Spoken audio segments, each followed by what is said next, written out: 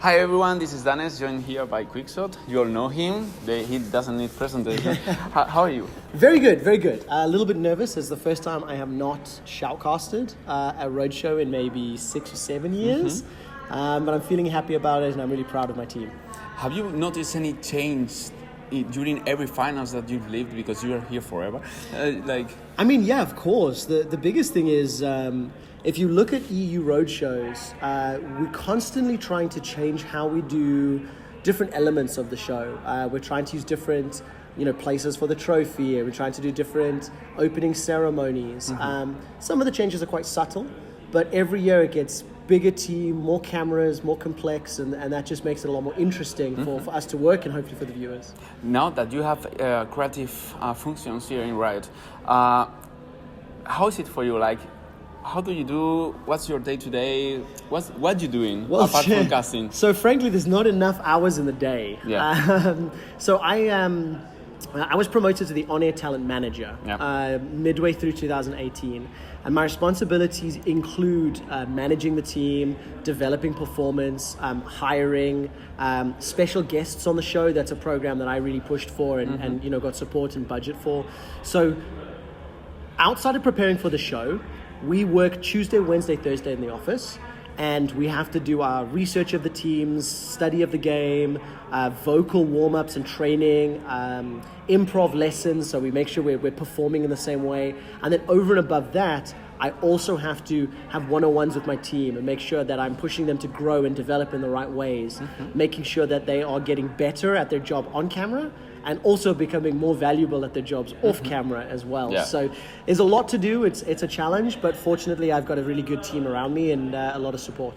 Do you think that that LEC has done with you, or Riot LEC, is the best way to finish or to give another chance or more growth to a caster's career? So I think it's an option. It's one way, and it's one way that works for us. In terms of our team, in terms of our office and our product, it makes sense.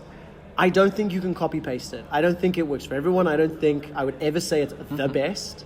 But when we look at the Berlin office and we look that we're 40 or 50 people and in different departments, and we hire up to 80 or 100 people for the LEC every week, there are certain ways that you want to manage all of those resources. And one of the ways that on our broadcast team, we have felt that we can push this area is by moving me into this role and unlocking me to be a bit more creative in that way. So it works for us, and I'm happy for us, but definitely each team and each product has to look at their own way to figure it out. Yes. Because last days we had this discussion with, this PapaSmithy joining 100 Thieves, and people were talking about a kind of ceiling or top, like casters cannot go through, and it's like caster's career is condemned to have to do something totally different.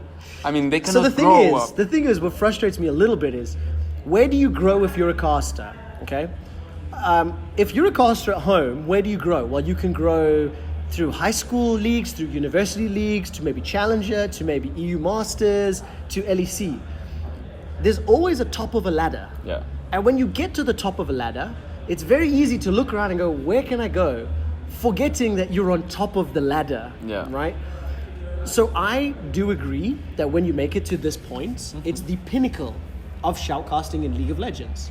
And if you want to make some moves like Shox has done, she's gone freelance and she's looked at other games and she's looked at other broadcasts. Maybe you want to look at television, There is always a ladder to climb. Yeah. But in the League of Legends ladder, this is the top. And sometimes you shouldn't forget that the view is very pretty from the top. Yeah. And then it's just deciding what is it that you want to do and where you want to go. So you think basically that being in the top and remain there is okay?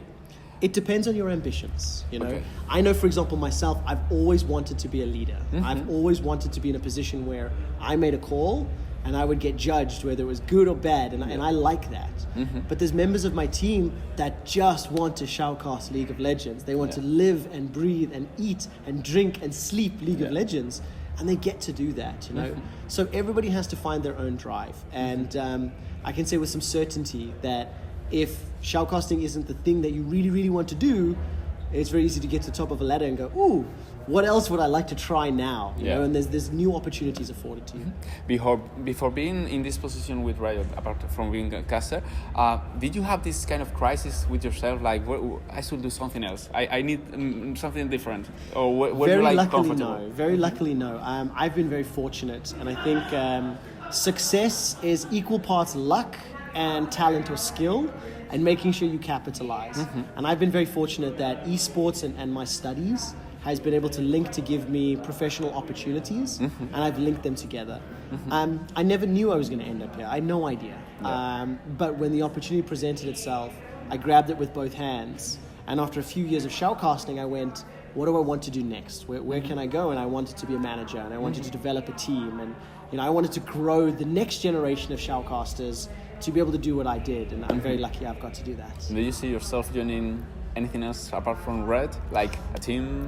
Absolutely not. I think my dream right now would be for me to have an army of shoutcasters underneath me, and then maybe to manage them without shoutcasting. That would be it, but that's many years away.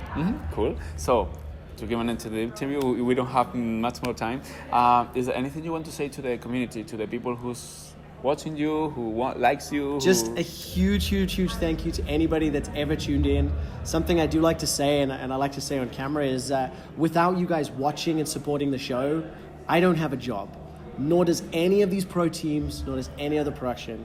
It's because of you guys and because of everything that we do in sharing this together. So thank you very much. Thank you too for being here. That was all. Thank you very much for being here.